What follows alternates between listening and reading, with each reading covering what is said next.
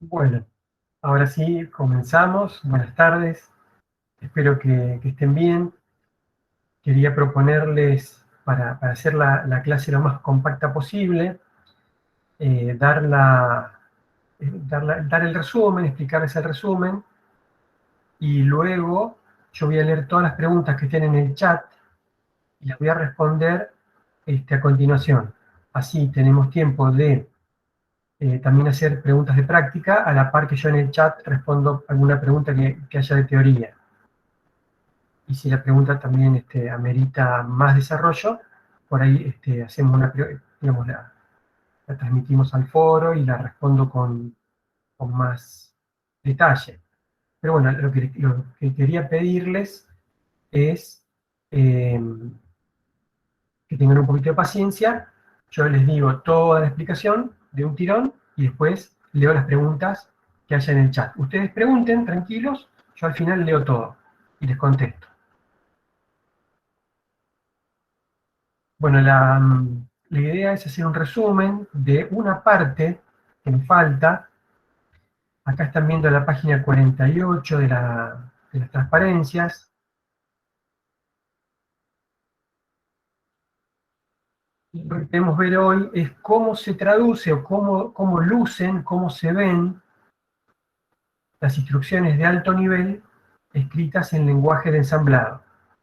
Van a ver que una instrucción sencilla, que es una sola línea en un lenguaje de alto nivel, necesita de varias en lenguaje de ensamblado. Las que vamos a ver nosotros son las sentencias que aparecen en todos los lenguajes de programación de alto nivel, como if, else, if, then, else, los bucles, tanto for como while. Vamos a ver cómo se manejan los arreglos, y van a ver que todo eso nos va a llevar un poquito de tiempo, así que la última parte que nos va a quedar para ver esta terminación del tema son los llamados a función, y eso lo vamos a ver el lunes próximo. Es bastante interesante ver cómo se implementan los llamados a funciones en un lenguaje de tan bajo nivel, y es una clase muy larga, donde eso por ahí están un poco cansados. No es lo ideal. Y aparte no quiero usar tanto tiempo hoy. Todos conocen lenguajes de alto nivel, seguramente usaron Pascal, también están usando C en este momento, o C++, y otros por razones diversas están usando o han usado JavaScript, Java, u otros lenguajes. Hay muchos lenguajes. Y a lo largo de la carrera van a haber muchos lenguajes. Pero bueno, vamos a ver cómo se materializan esas construcciones de alto nivel en lenguaje de ensamblado. Acá también en el video del año pasado les contaba quién es esta persona que está acá. Se llama Ada Lovelace, y se le atribuye el mérito de haber escrito el primer programa conocido de la historia. Es una persona bastante destacada que fue matemática en su tiempo, una matemática británica, y también tuvo es notable que haya sido hija biológica del escritor eh, conocido como Lord Byron, aunque ella poco lo vio al padre, digamos, no tuvo la vida más feliz que uno se podría llegar a imaginar. Bueno, en realidad no sabemos cómo puede haber sido. Por eso digo que fue el padre biológico. Igualmente fue una persona muy destacada. Bien, ¿se escucha hasta aquí? ¿Se ve bien? Sí, sí, perfecto, Elías. Buenísimo. Vamos a ver algo que ya más o menos habíamos adelantado en el último lunes, y es cómo se implementa una bifurcación if sencilla que no tiene else, no tiene la rama else. En este if sencillo, fíjense que tenemos la comparación. Si es verdadera esa comparación, se ejecuta esta instrucción. Y si no es verdadera, continúa con el resto de Instrucciones, bueno, acá la próxima instrucción es una asignación. Nosotros acá, para hacerlo un poquito más sencillo, al código de ensamblado, vamos a suponer en el registro S0 está la variable ya cargada, F, en S1 está G, en S2 está H, en S3 está I y en S4 está J. Entonces lo que se hace es implementar la bifurcación con un salto condicional. Un salto condicional. ¿Cuál es la condición? Acá fíjense que dice, si S3 es distinto de S4. Si S3 es distinto de S4. ¿Quién es S3 y S4? Son I y J. Entonces, si I es distinto de J,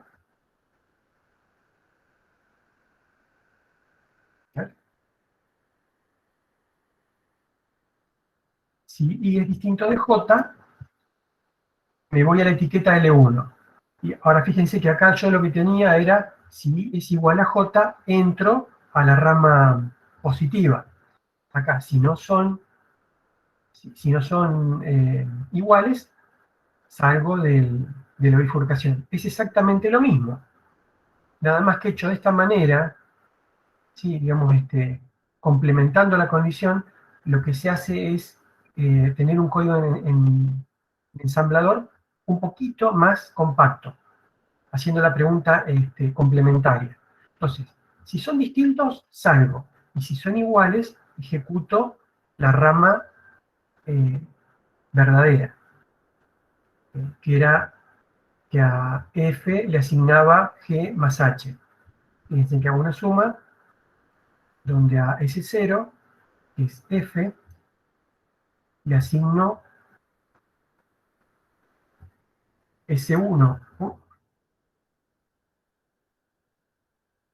le asigno S1 más S2, y S1 y S2 son G y H.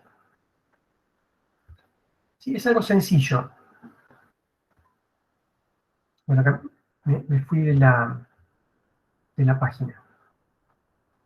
Era esto, S1 y S2, que eran igualmente G y H. Bien, espero que se entienda hasta acá. Si no se entiende, vayan haciendo preguntas. Ahora cuando termine con las bifurcaciones, yo por ahí voy a darle una miradita a las preguntas para que no haya demasiadas dudas. Entonces, ¿qué pasa si yo tengo una bifurcación con las dos ramas? La rama del if y la rama del else. En la anterior no tenía else. Entonces, si yo tengo una condición que es verdadera, ejecuto la rama verdadera. Si la condición no se cumple, ejecuto la rama del else. Pero son excluyentes. Si ejecuta uno, no ejecuta la otra. Son excluyentes entre sí. Entonces, fíjense que es muy similar el ejemplo al anterior. Ahora, yo acá pregunto también, para ver si se hace la bifurcación. Pregunto con un salto condicional. Si S3 es distinto de S4, me voy a la rama del else. Y si son iguales, ejecuto la rama positiva. En la rama positiva está la suma. ¿Sí? Está la suma acá, está la suma acá. Ahora, ¿qué pasa? Yo, al terminar esta rama, llamémosla positiva, hago la suma. Después de la suma, se ejecuta la siguiente instrucción.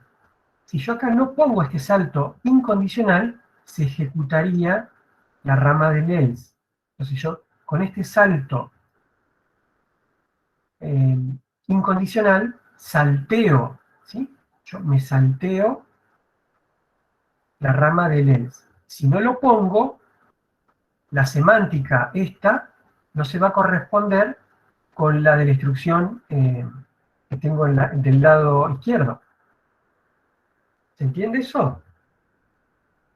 Por las dudas voy a chequear el chat.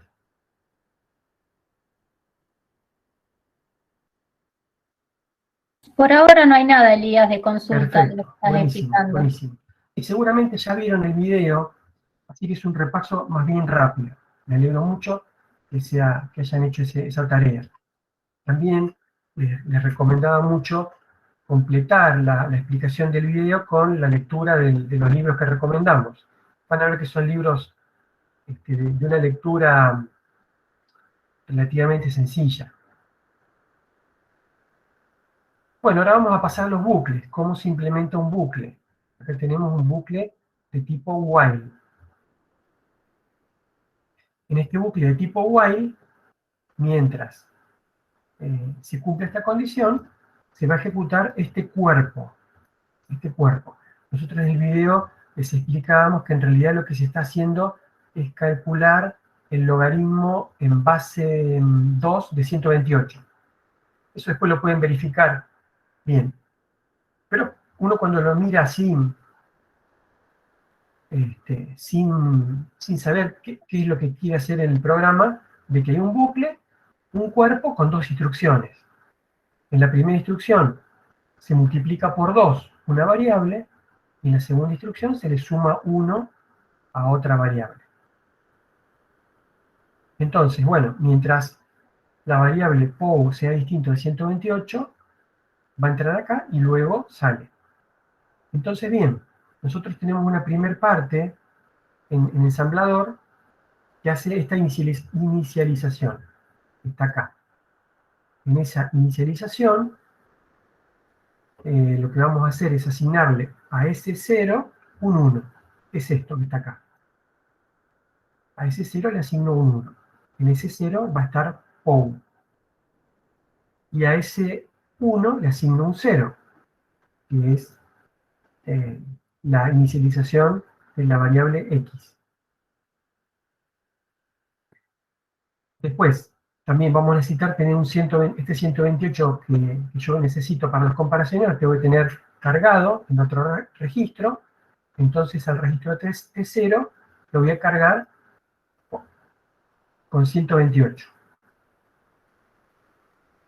¿Sí? Ahí lo cargué con 128.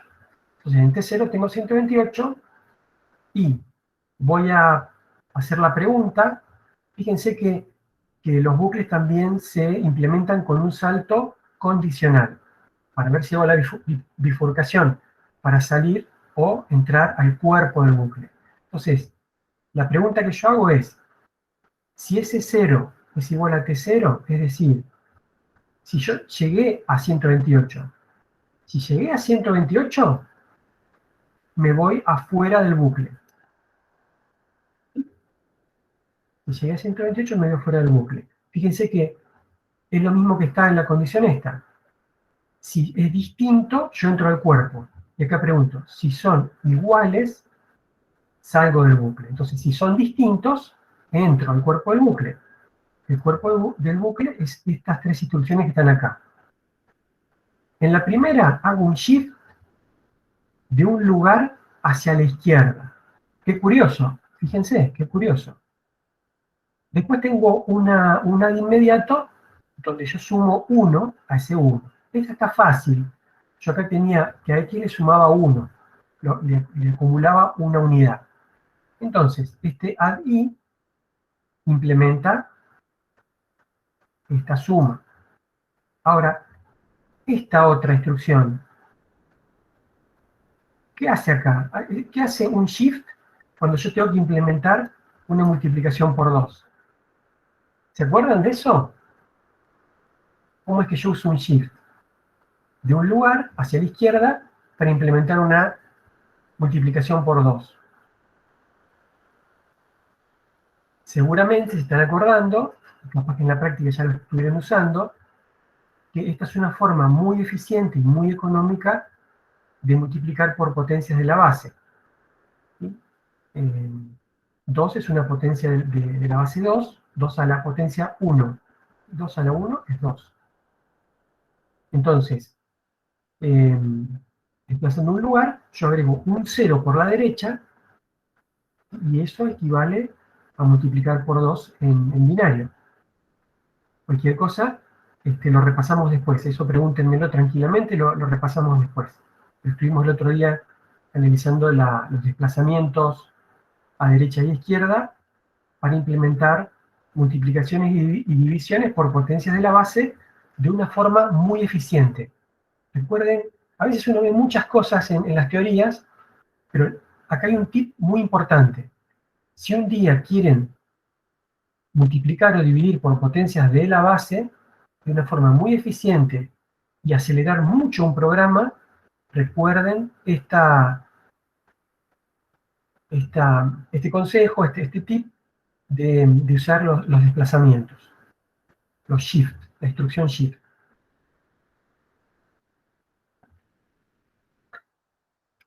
Bien, ahora pasamos a un bucle de tipo for. Antes veíamos un while, ahora tenemos un for. Está hecho en C. Si están familiarizados con los bucles for en C, saben que la primera parte del bucle tiene tres componentes. Primero, una inicialización, luego la condición para entrar al bucle, y luego algo que se evalúa en cada vuelta del bucle, y por lo general incrementa la variable que me sirve para permanecer o salir de ese bucle. ¿Sí? Por lo general, bueno, en este caso tengo que, ahí lo incremento en 1. Bien, acá lo que estoy haciendo es la sumatoria de i igual a 0 hasta 10 de todos esos números. La sumatoria esa. Entonces, en el cuerpo del bucle simplemente acumulo la variable i. Algo muy sencillo en C. Entonces, para implementarlo en el código ensamblador, tengo también la primera parte, que lo que hace es la inicialización. En S1 guardo un 0, que es la variable sum. En S0 inicializo con 0, que eso es justamente lo que está acá, el i. ¿Sí? En S0 va a estar la variable del bucle, que es i. Y después voy a necesitar en algún lado este 10. Este 10 lo necesito en algún lado, entonces en T0 voy a cargar ese 10, usando una suma inmediata. Entonces ya tengo todo preparado para ejecutar el bucle. Entonces, también, el bucle for, igual que el bucle while, lo voy a manejar con un salto condicional. En este caso, digo, si ese 0 es igual a T0, es decir, si i llegó a 10, si i es igual a 10, salgo. Justamente lo contrario que dice acá. Si es distinto de 10, entro. Si es igual a 10, salgo del bucle. Son equivalentes. Son equivalentes las dos cosas. Entonces, en el cuerpo del bucle ejecuto esto. ¿Qué tengo acá adentro? Tengo que a ese 1 le sumo ese 0. O sea, a sum le sumo i. Y lo guardo en sum, que es justamente lo que dice acá. Y luego me falta incrementar i. Es decir, que ahí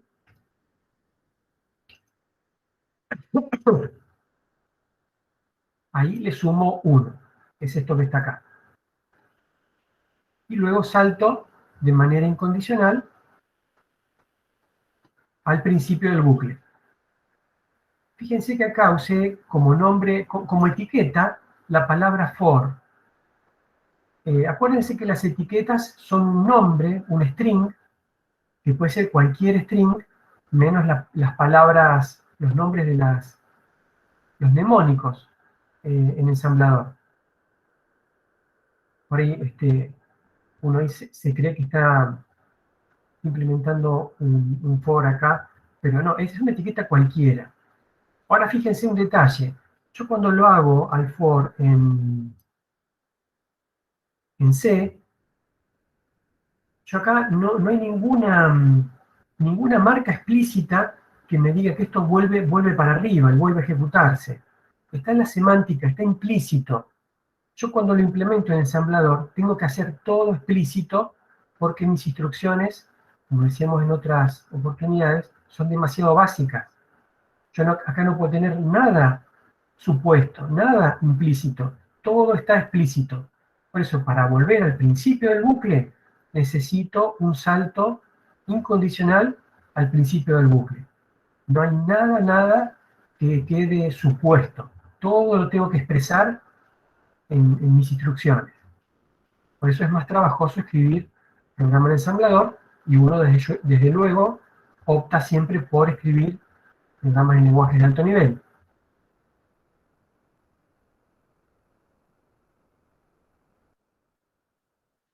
Bueno, voy a dar una miradita.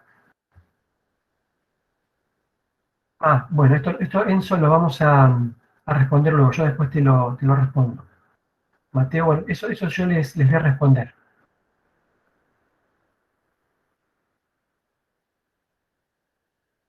Yo le respondo luego a ambos. Quédense tranquilo que eso no los va a afectar para entender lo que viene ahora. Bien, acá tenemos otro bucle for, pero acá en la pregunta del bucle for, en la condición del bucle for, ya no está ni igual ni distinto, y hay una desigualdad, una comparación por menor. Nosotros hasta ahora no teníamos eso. Alguien en el foro de práctica ya estuvo preguntando por esto, así que seguramente lo vieron y si vieron el video del año pasado, de la clase 9, también vieron lo que les voy a comentar ahora. Cómo se implementa una comparación con una desigualdad en MIPS. Las comparaciones con desigualdad en MIPS se implementan no con una sola instrucción, sino con una pareja o un par de instrucciones. Tenemos un salto incondicional, pero previo al salto incondicional hay otra instrucción. La instrucción que vamos a tener como novedad se llama set less than. Asigna si es menor que. Acá también yo lo aclaro porque a veces al estar así en vivo el año pasado y todo, podría no haber quedado demasiado claro, es una comparación por menor estricto. Es por menor estricto. Entonces, si ese 0 es menor estricto que T0, en T1 se guarda el número 1. Si no se da esa condición, en T1 se guarda un 0. Entonces, acá luego hago una comparación por igual, me fijo si T1 es 0. Si T1 es 0, quiere decir justamente que no era menor, ¿sí? Que ese 0 no era menor estricto que T0. Entonces, ese 0 era mayor o igual que T0. Es decir, justo lo contrario que está acá.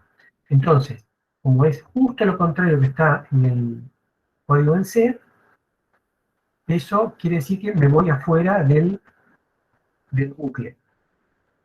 Y si no, entro al cuerpo del bucle.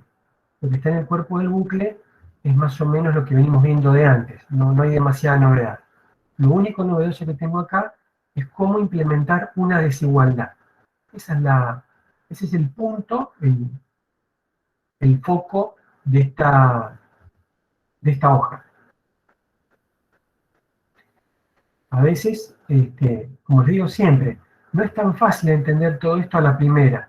Nosotros ya hace años que venimos trabajando con esto, y bueno, lo repasamos cada vez que damos las clases.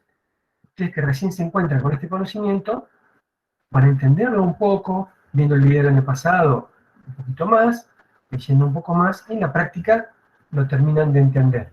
Pero acuérdense, bueno, ahora me quedo a disposición para preguntas. Quédense tranquilos que vamos a resolver todas las dudas. Y en la práctica también es importante, esto entra seguro en la práctica. Hay ejercicios donde esto hay que usarlo sí o sí. mejor dicho, si no lo usan, les quedaría una solución muy rebuscada. Usándolo les queda mucho más simple. Y bueno, lo que quería explicarles, creo que es lo último, aunque esto es lo más largo de todo, es cómo se manejan los arreglos, los arrays.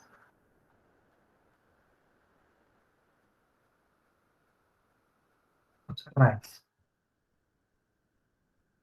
Fíjense que acá tenemos un array en la memoria. También uno cuando trabaja a alto nivel, por ahí no está tan consciente que el array está almacenado en la memoria. Y en este caso, si yo tengo un arreglo de enteros, tengo mi array sub 0, 1, 2, etc. Y están en estas direcciones de memoria que están acá, que se van incrementando, como habíamos dicho otras veces, de 4 en 4. ¿Por qué se incrementan de 4 en 4? Porque cada dato, cada entero ocupa 4 bytes. Por eso, el próximo entero está a 4 bytes de distancia. A 4 bytes de distancia. ¿Qué necesito yo para manejar un arreglo a bajo nivel? Necesito saber dónde empieza. ¿Dónde empieza? Lo podríamos llamar dirección base. Eso es lo que primero necesito, dónde comienza. Y lo que tengo que saber después de eso es dónde termina. Para saber dónde termina, tengo dos opciones. O bien sé el tamaño, porque está declarado en algún lado el tamaño 5, tamaño 100, tamaño 1000, entonces yo sé dónde termina. Y hay otra convención que se usa en C para los strings, que es marcar el final con un 0. Bueno, me salió el 0 medio raro, porque lo estoy haciendo con el puntero del mouse. Pero créanme que eso quiere decir 0. Entonces, en el caso de los strings, el final está marcado con un 0. Entonces, tengo que saber dónde empieza y dónde termina. Y cuánto ocupa cada dato. En este caso, cada dato ocupa 4 bytes. Entonces, yo cuando quiera ver el próximo elemento, tengo que incrementar la dirección de memoria en 4. Entonces, bueno, voy a tratar de implementar una función o un conjunto de instrucciones donde accedo a un arreglo. Entonces yo tengo acá una declaración que me dice que mi arreglo, ya sé el tamaño, tiene 1000 elementos, todos enteros, entonces yo sé que cada uno ocupa 4 bytes. Después tengo una variable i, que es la que voy a usar para recorrer ese arreglo.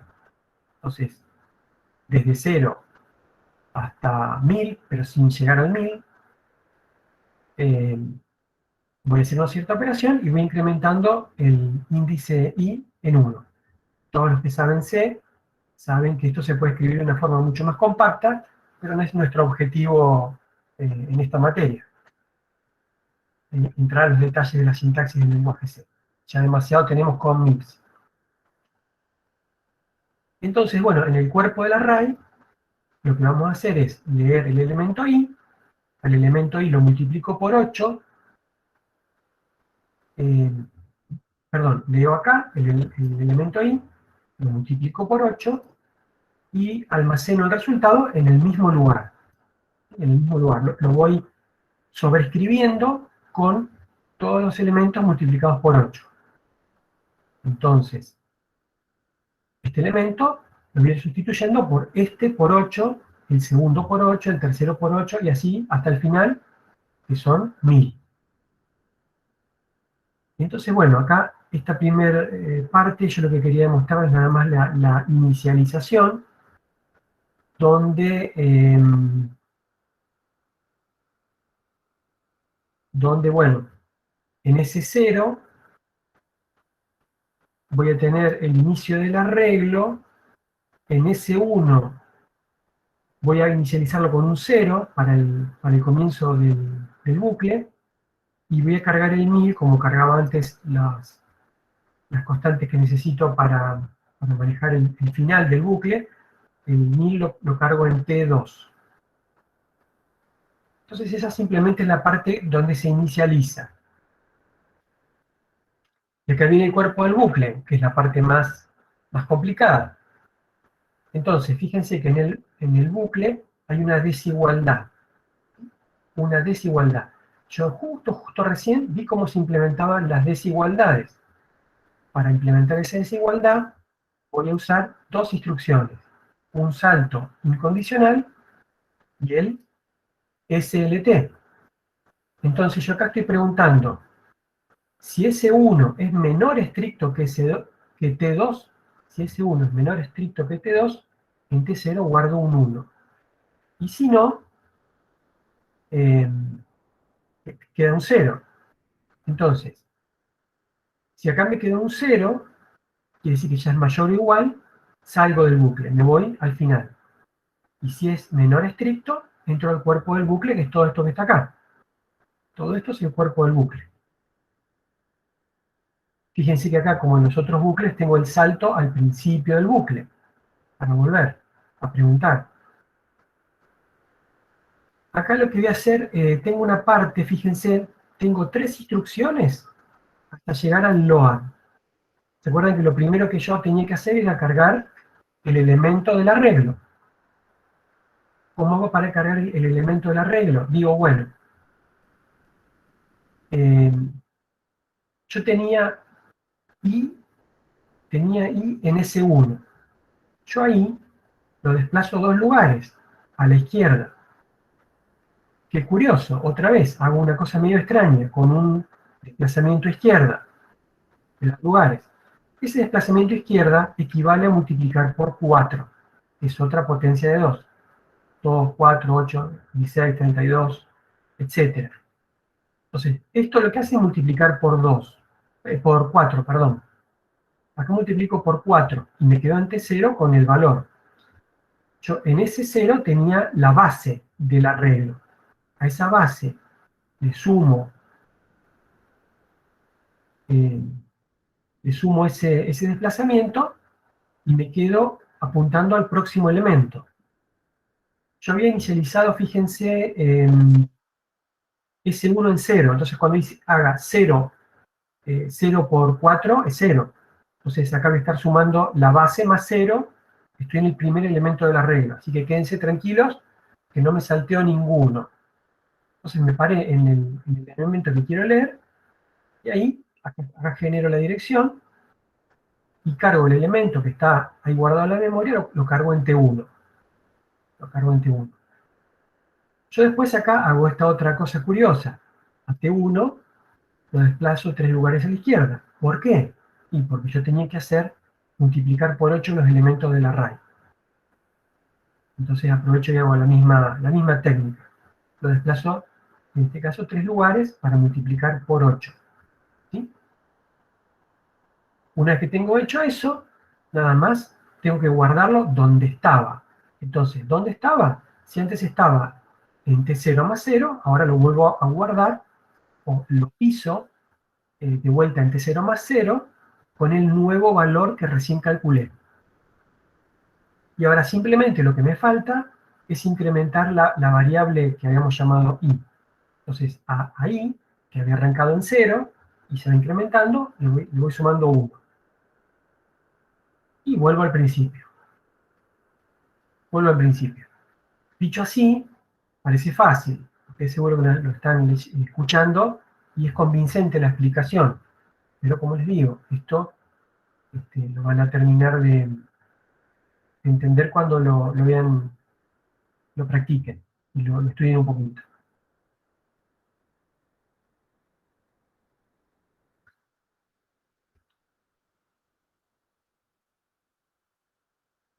Bien,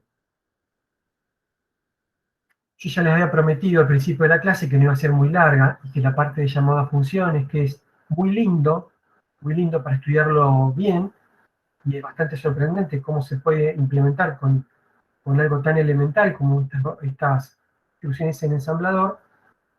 Me gustaría hacerlo todo esto de un solo tirón, y voy a aprovechar el lunes para hacerlo. Esta parte no va a ser demasiado larga, así que vamos a ver con Hugo si quiere completar con otro tema, nos pensamos.